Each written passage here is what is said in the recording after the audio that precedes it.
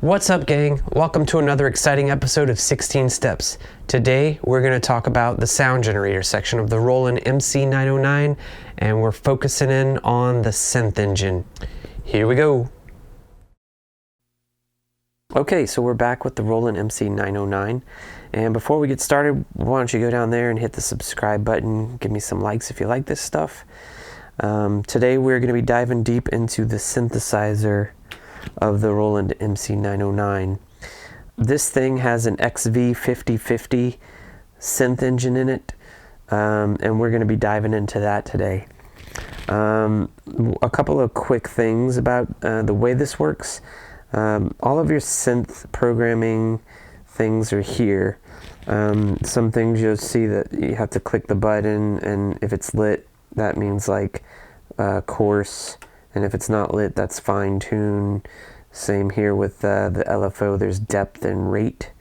Another quick thing on here is if you hold down the shift button and hit that, you can then go ahead and assign the LFO depth to pitch, filter, amplitude, pan, your usual things.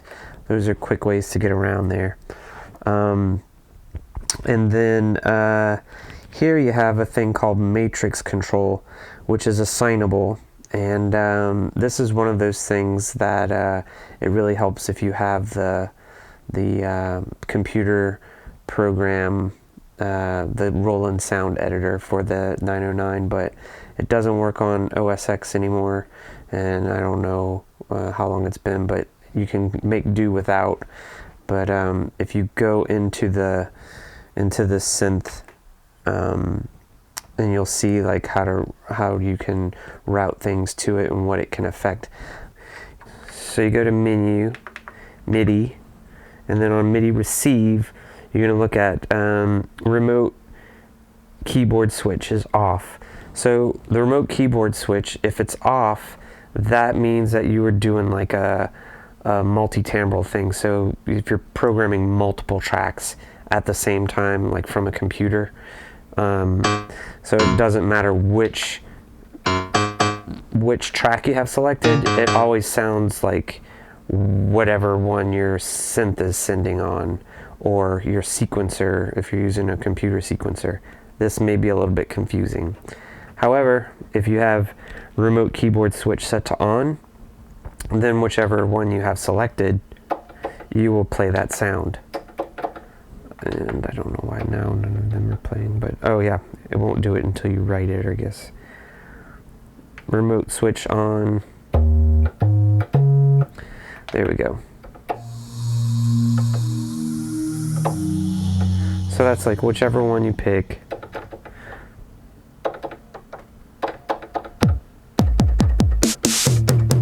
Okay.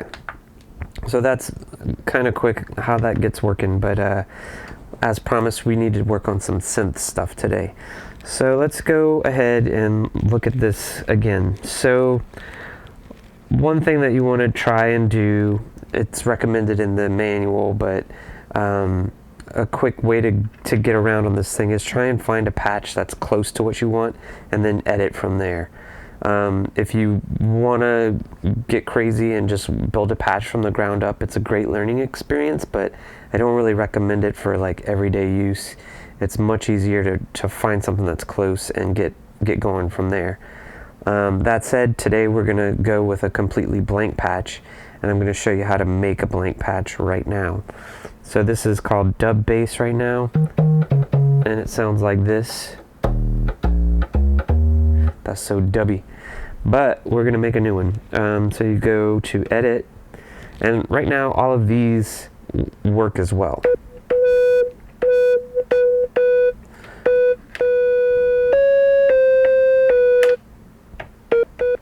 And you can even, instead of, that's a solo. So it's just monophonic. There's your switch for that right there. We're going to go to edit, and then if you look here, you can initialize the patch, and this is going to start over just from square one.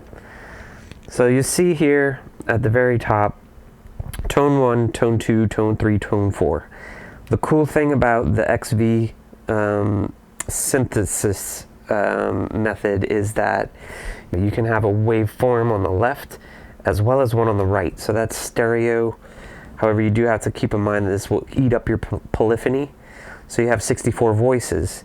So this can eat up 1, 2, 3, 4 voices right there. And if you have 4 voices with 2 on each, then that's 8. So you hit one key and you're eating up 8 voices. You hold down 4 and it's like 32 voices. So it gets rich. I mean, you can make some really rich sounds with it, but if polyphony is a concern for you, just keep your eye out for that kind of stuff. Cool thing though is you can sample stuff and reuse it again and just use one instead of all 4. But very rarely do I use patches with like all 4 tones and all stereo. Usually because you can just do mono. Most of my stuff when I track anyway, I just do everything mono and worry about it later. But this thing you can do some really cool stereo synth patches with. So this is just a mono sound. And the first thing you want to look at is the gain. So this is 0, which you can hear it's not very loud. Still not very loud, but a little bit better. So on this page you have the FXM switch off or on, and this is kind of like a frequency modulation thing that the 909 does. You can go further in there with like the structure. Control 1, structure type. There we go. And if you hit zoom edit on the structure type, this is pretty important on how the thing is going to work. So this is left and right. This is for one of the tones. So if you have 2 tones, it makes more sense, right? But this is just for 1 tone.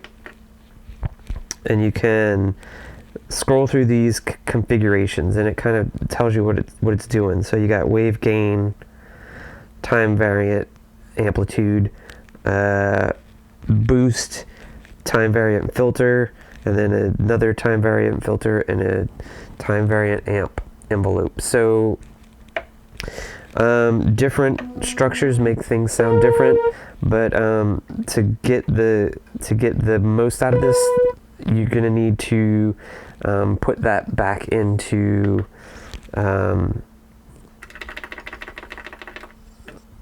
like 2 of the tones need to be used, because otherwise there's nothing to modulate the other one. So let's just say we're gonna work with this one. So these are 2 tones.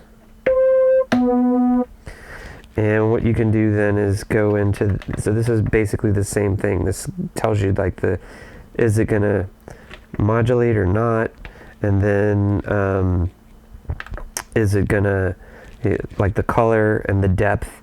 And the color is kind of like, the ones that are on the lower end of it are more like bell sounds, and then the ones that are higher on there get more aggressive. And then the depth is the amount that you want it to apply to it. So you can see all of a sudden it's like totally different. And then if you go to back to that structure, which is tone mix table, I think is what that thing is actually referencing. You can go into Zoom, set up a different one.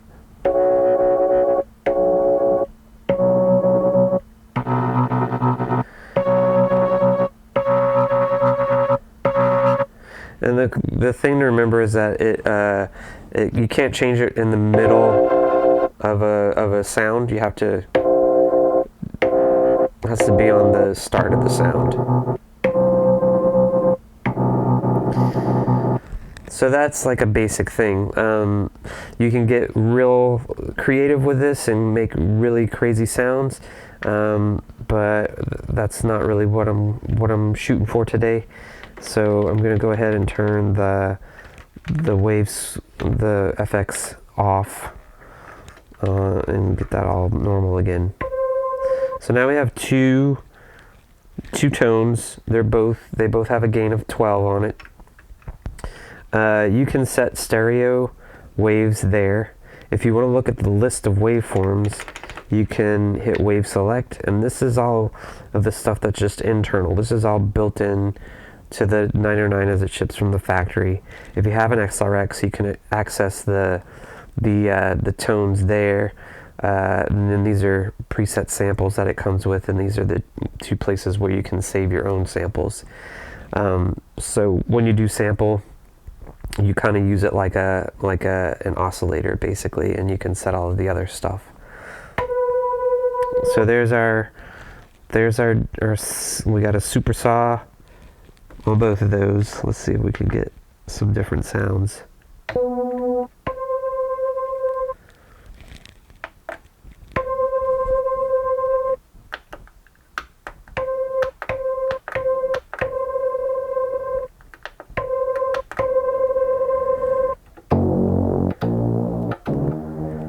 So this is my, I'm playing this from my controller keyboard, which I usually will program synths while I'm playing. So once you have your tone selected, you have the pitch page, which you can, I'm not going to go through every single feature of this thing because it'll take 3 hours, but this is patch coarse tune. And that is tuning both of those oscillators together.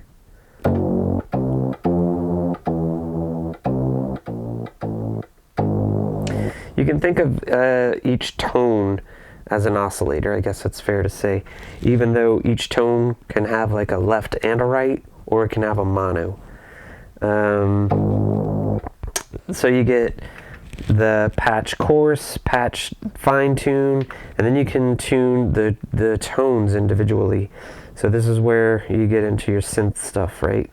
So we got, this is both. They're both at the same pitch, but you can go ahead and put this up a fifth.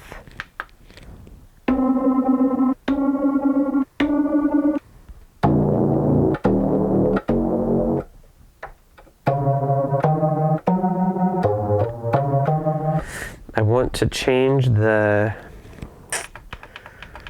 structure because I made it a weird structure, and I apologize for that. This is the basic kind of synth. It's like oscillator goes into a filter, and then there's an amplitude. So you see how that is very different, and the only thing different is the structure. We're going to go back to our pitch page, and this is just like tuning one oscillator up a fifth. You can also do the copy one of those tones and just make it a little, you can make it like fine-tuned off. You get random pitch depth, which is cool because you can kind of make it go have random pitches. And this is just hitting one key. Kind of cool. Then you can set the amount on that, obviously. Pitch key follow, which means like if you hit lower keys, they could go to the left, and if you hit higher keys, they go to the right, or vice versa. Pitch envelope, velocity sensitivity. So that would mean like the harder you hit it, you can make it bend up or bend down. Useful for like realistic kind of drum sounds, I guess. The T1 means time 1, and then the T4 means time 4, and then this is the filter, the pitch envelope time key follow. So that could mean like that if it when it tracks the keys, the further up you go, the longer it will take to bend to that pitch, if that makes any sense. But the time is, those are just extra parts of the envelope, so you can kind of design your own envelope on it. So this is just the pitch envelope, and of course if you mess with it on the faceplate, You can see that's exactly what that pitch does. Time 1,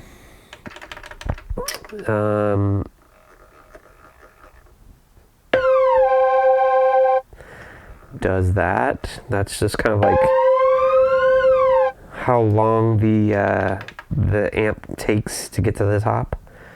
And then T4 is the release.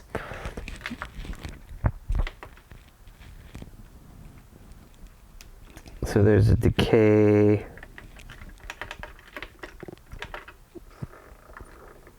So this is like when you. So if you have an amp, if you have something with like a release on it, what this will do is like your pitch goes up when you hit the key, and then it goes back down to this, and it sustains there, and then when you let go of the key, it will go up, back up.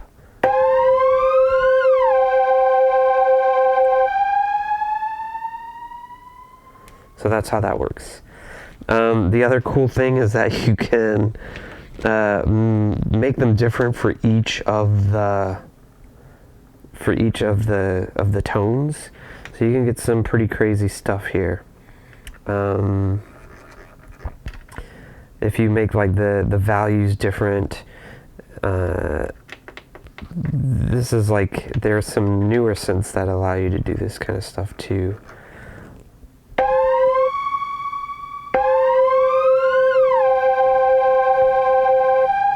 So now we're working on on one of the other tones, but you can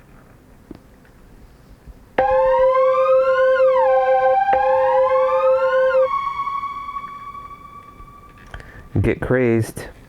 Let's do this.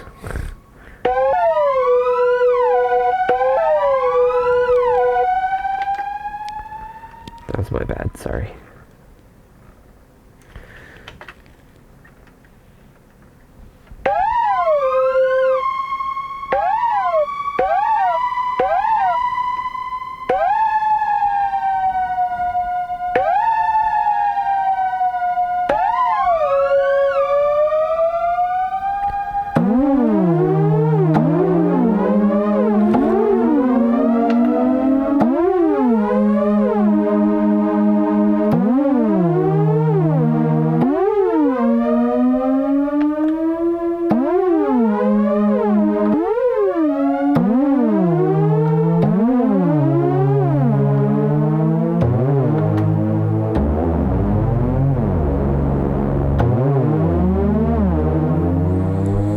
So yes, very weird sounds. Moving on, there is that was just the basic for the pitch that's up here. Then there's pitch envelope, which you can further get crazed with that. There's the envelope time 1. This is all programmable. Filter, you get actually, I think you get 6 different filter types, and then there's off. So there's low pass, band pass, high pass. Then there's a peaking filter.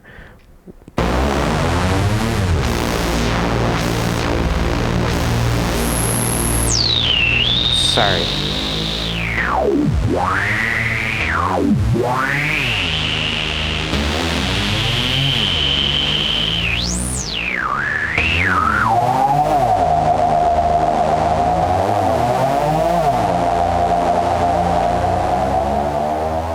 Low pass filter 2. This is the one with no resonance.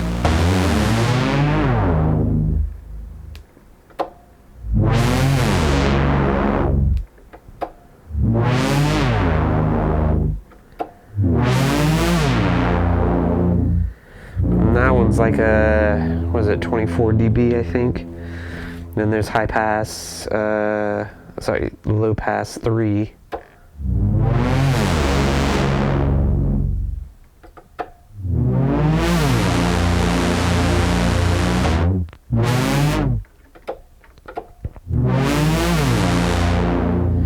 Sorry, I'll have to look this up and put it in the notes on the screen here or something.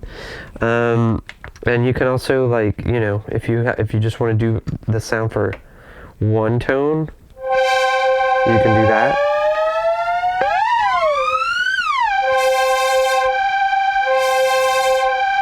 And then if you want to have a different filter on one of the other ones, you can do that too. So you can see that this one has the low pass and this one has a high pass. And if you use them both at the same time,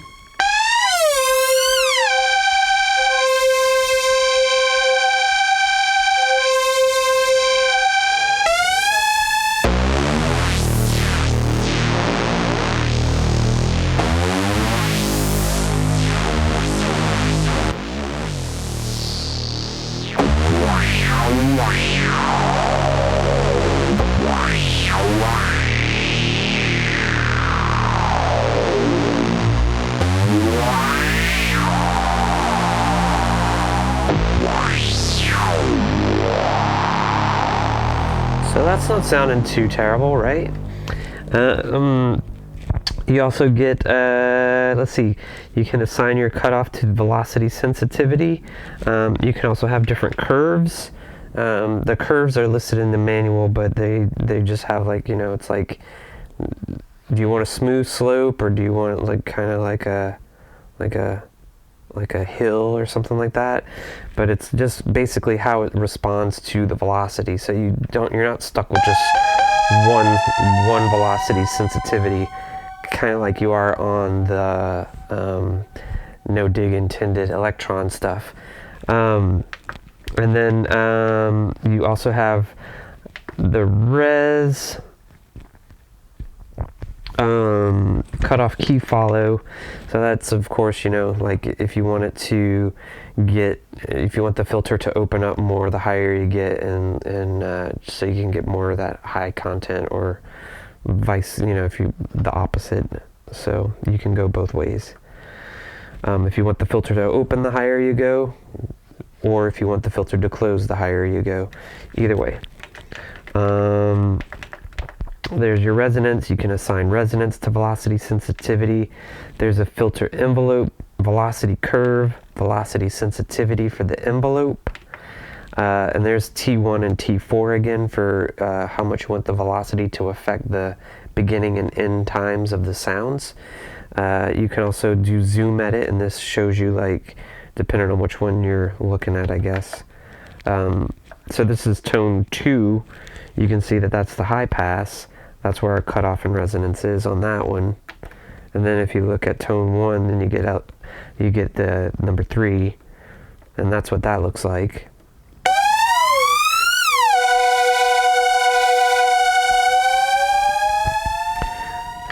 So there we go. Moving on down, there's filter envelope. And then this is the envelope depth, of course, so you can,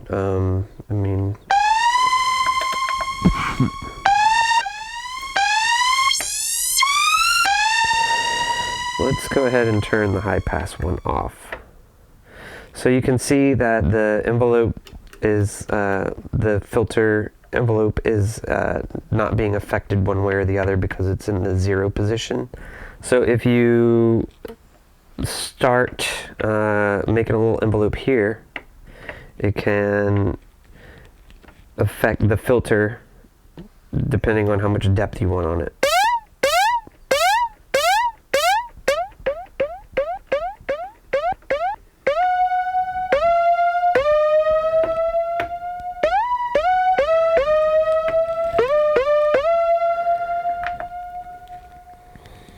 Let's do the same thing on this one.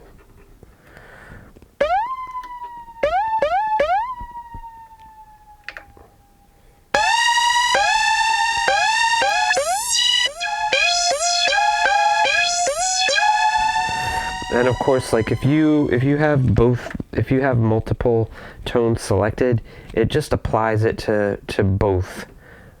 Which is kind of the normal way of doing it. I don't normally just work on one tone at a time like that, unless I'm doing something very specific. But you know, it's easier to work on sounds if they're all kind of going through the same the same filter, right? So let's say I just want to change this back to LPF 1. So yeah, there's filter type off, and then there are 6 that you can pick from. Let's go low pass filter. So that's cool. And you can see the more envelope we put on it,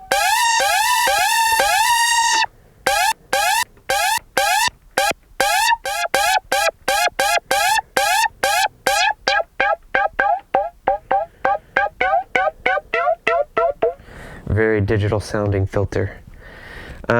One cool thing that the 909 has that you may not be aware of is there's an effect called super filter, which is actually a better filter than the one that's there. I don't know why they just didn't put it there, but it's an effect, and that one sounds slightly better. Also that the LPF, I kind of like the LPF 2 or 3 better than the regular one, but there's no resonance on it.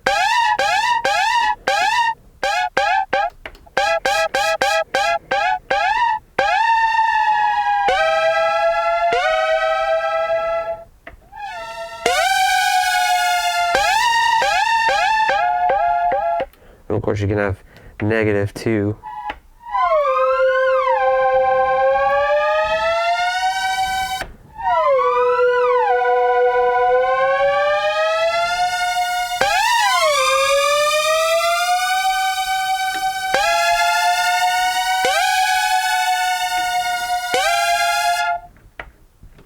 Cool.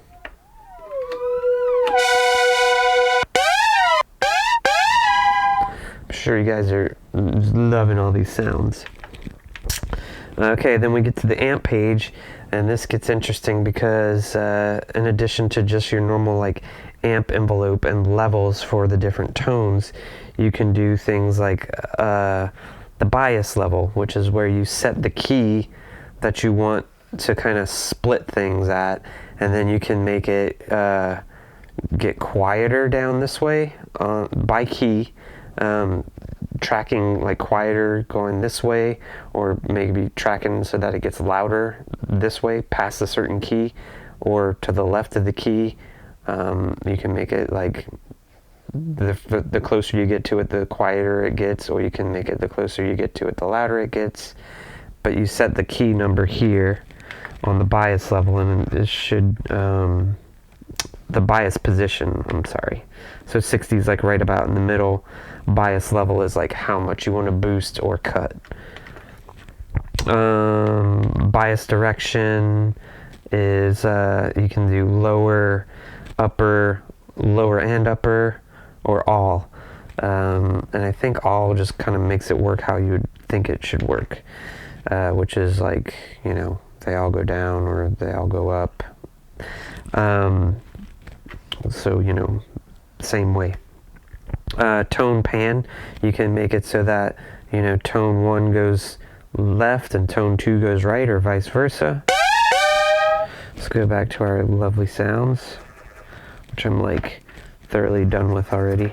Okay, so there's all left and all right.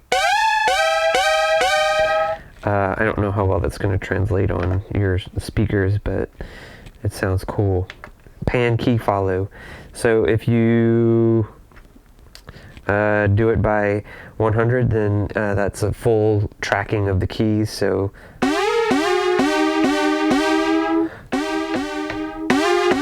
oh, I should put this back to 0.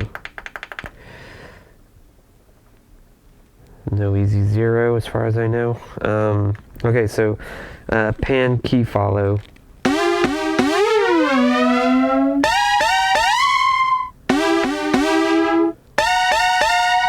You can hear that it does something different. The random pan depth, totally cool, especially for like things that are 16th notes and you want to move around in the stereo field.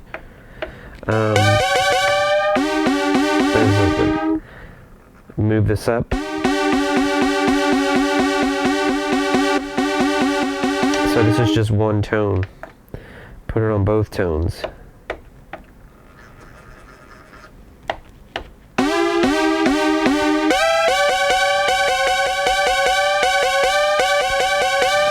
So it's cool, but it's not necessarily useful in all applications. And then there's alternate pan depth, which means you hit the key one time, it'll be over here, and then you hit the key another time, it'll be over there.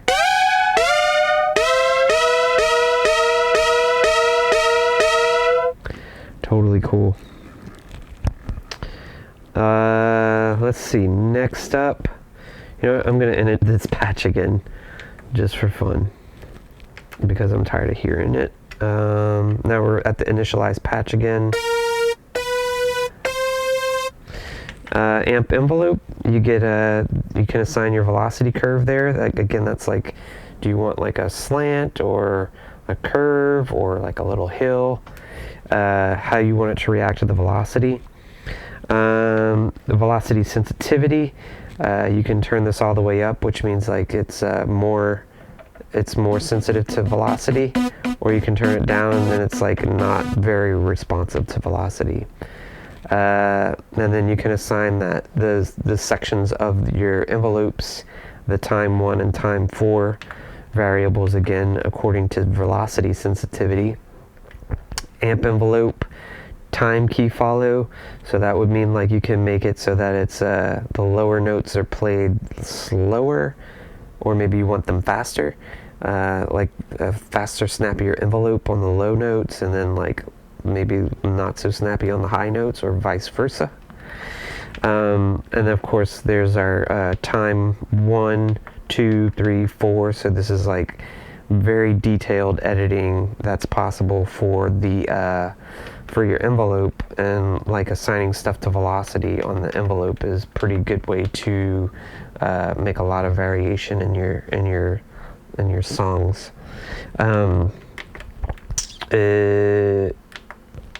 envelope level, this is just kind of like the overall level, and then level 2 and level 3 goes to these down here, the level 1, 2, 3. So that's kind of like the positions of those snap points. So you can see those are like the levels. But let's see, yeah, there we go. You can see a little more clearly there.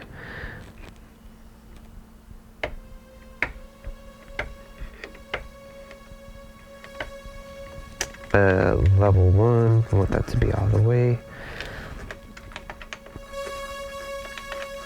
Okay.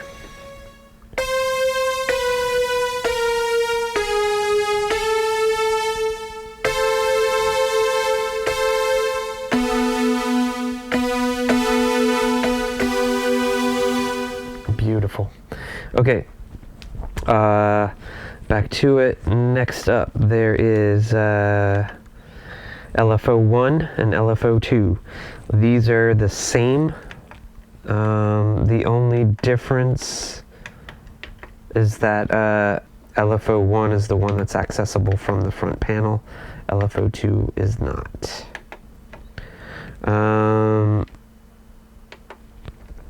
The LFOs on this machine are pretty awesome. I cannot tell you how cool this is, but you can morph your LFOs. I don't know if you can see that, but it's not like a, it's not like a switchable, whatever you want kind of thing.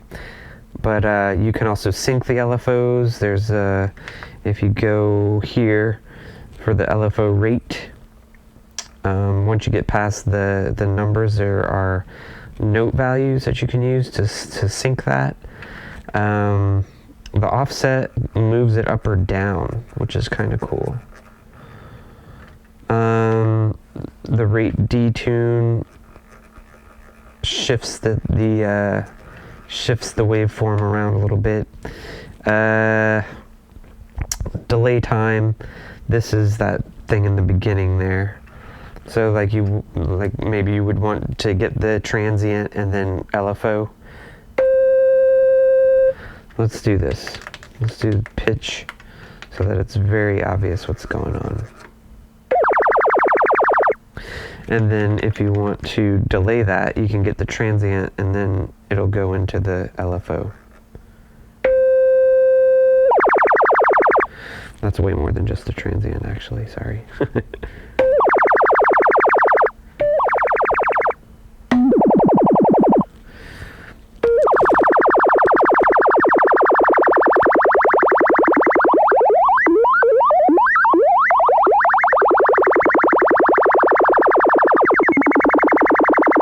Okay.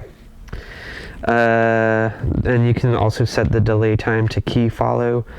There is the fade on or fade off, and you can set your fade time.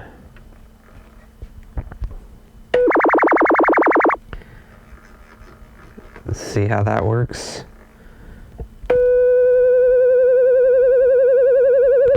Very cool.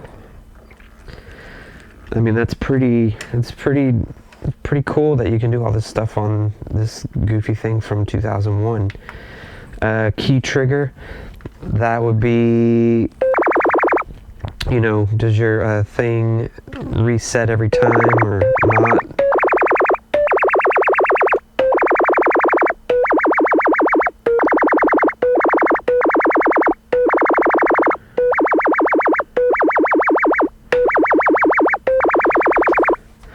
So you can see it's like different every time. And I believe key trigger has something to do with, yeah. So if the key trigger is on, it will do the different thing regardless of what's going on before it. And then if you have it off,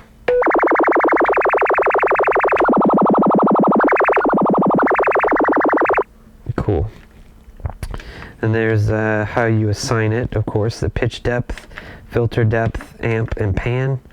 Let's do pan, do pitch a little less.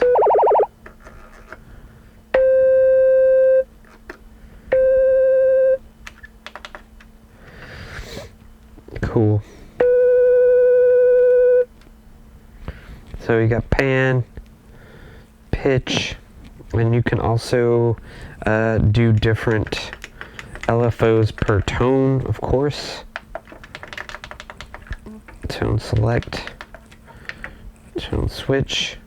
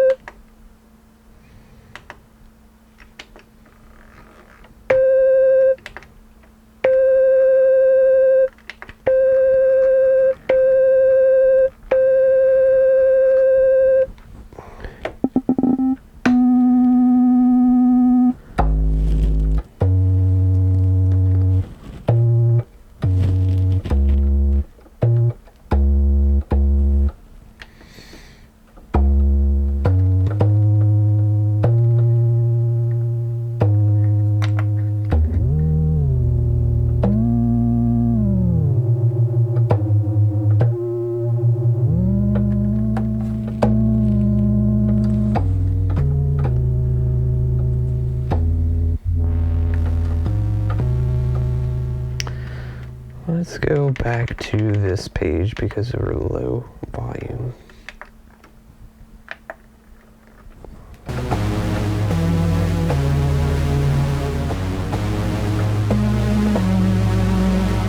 That's not sounding too shabby.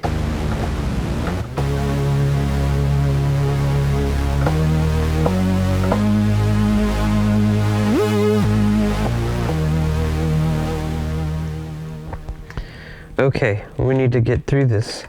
LFO2 is the same, except it doesn't do the front panel. It's kind of more like a behind the scenes. Solo Porta is, you can do mono poly, which is the same as here. And then legato switch, Portamento switch. So this just switches on between legato and on or off. Re-trigger legato. There's all your Portamento switches. Mode. There are different modes for the Portamento. You could have normal or legato. Portamento type, rate, time.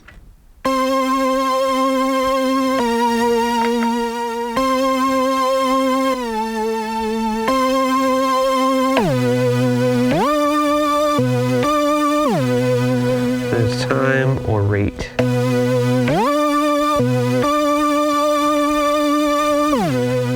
So if you do time, you can then do this.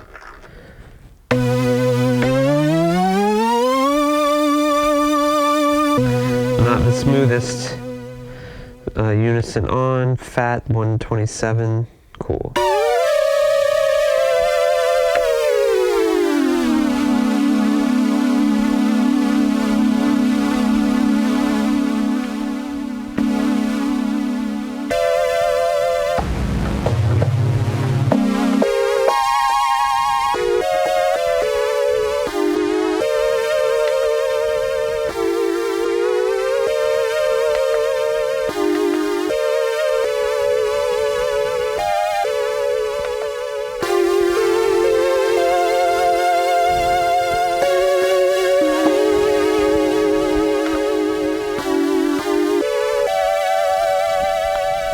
Cool, got some cool sounding stuff. This is our tone mix table. So those are our structure types that we were talking about earlier. These are your structures. Okay, edit, tone mix table.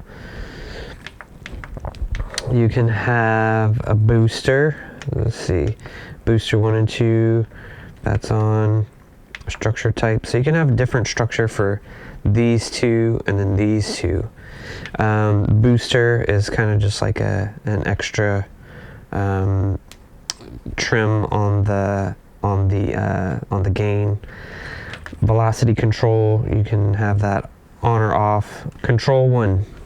This is dealing with this matrix control knob. So you can see there's destination 1, control.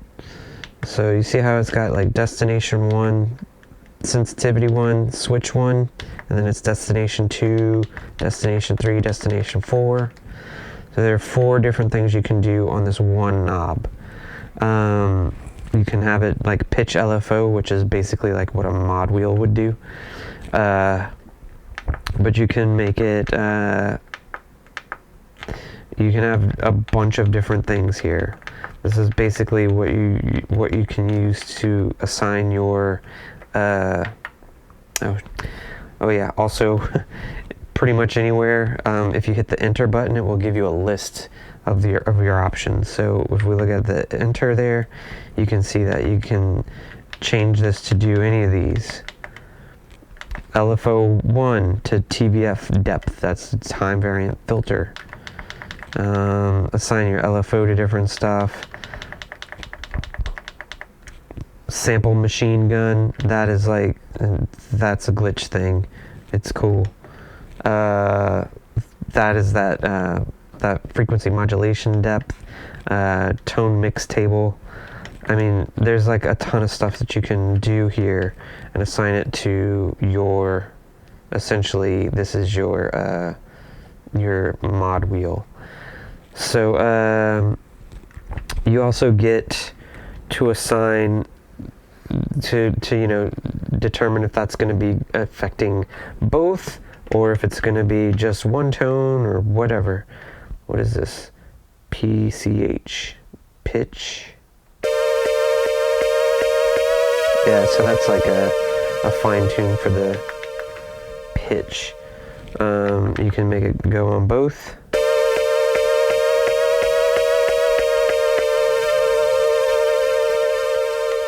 And you can also affect how much it does by adjusting sensitivity.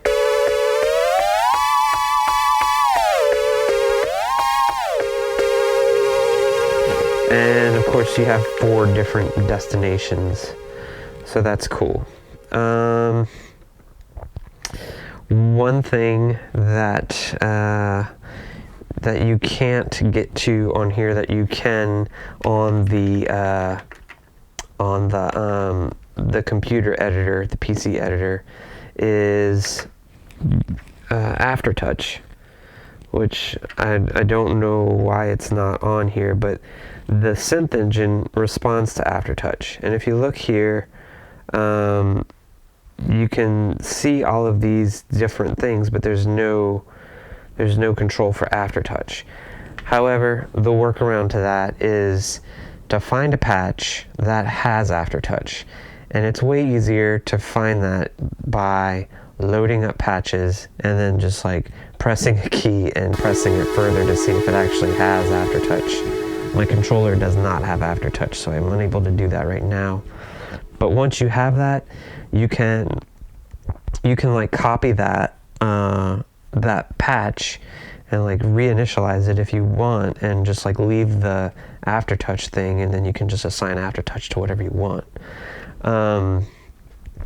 But that's how you get around it, and that's pretty much the only thing that I think you can't do straight from the box. Everything else that the editor does, there is a way to do it on the machine. So general patch priority, that's like if you have a bunch of keys pressed, if you want like the last key pressed to have priority, that's what that means. There's also loudest key, and then there's, yeah, those are like the last or the loudest. So usually there are some other ones that you can just like have it so it does not shut off. Tone envelope mode, sustain, what is that? Insus? No sustain? Okay. And then tone delay mode. This is cool. So one thing that you can do on this is kind of make like an echo, but you can have like 4 different tones, right? Tone delay time. Get to the note values.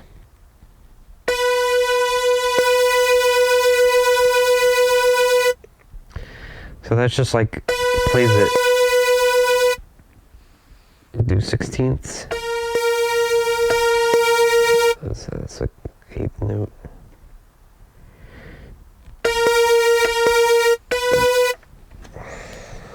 So this is cool. And then last but not least, patch category. So if you assign this patch to a category, it will pop up when you go to the list function and then say category. You can see these are the categories that you can pick from. Select it, edit it, but if you want to change that, you can change it. Okay, and I know that seems like I've covered everything, but that's not even everything. This synth is deep. There's lots more to explore on that FXM page, as well as in the structures. That's where you can make it sound very synthy. Forgot to tell you this, but you can use your emulation here to pitch bend.